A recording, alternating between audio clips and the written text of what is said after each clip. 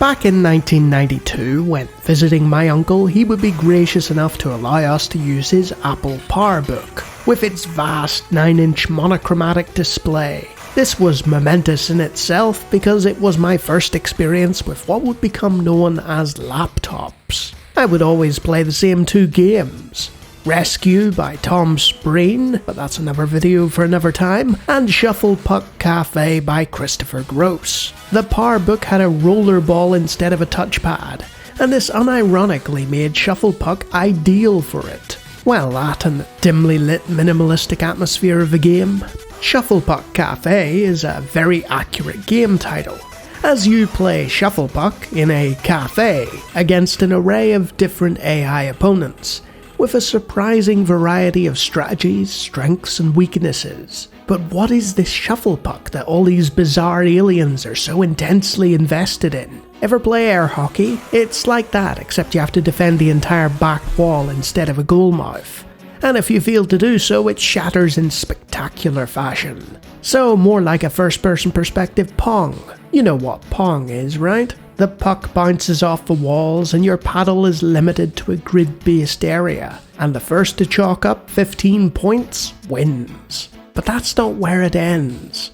There's optional blockers, paddle size adjustment, practice mode, tournament mode, and even a robot waiter that you can program to be as easy or as hard as you want.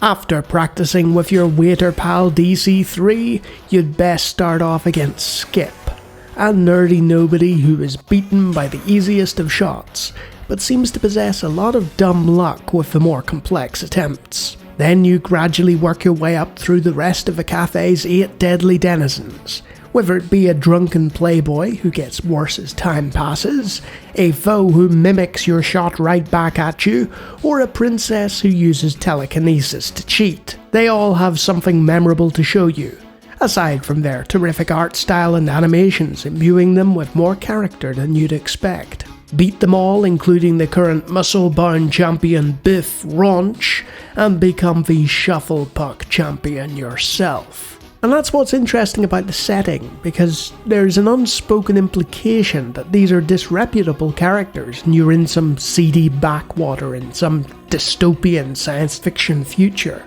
Despite this, the engaged parties are willing to put aside their political or societal differences and simply focus on the joy of Shufflepuck. And when you get playing, you can really see why. It's good, simple arcade fun, and timeless in its own way.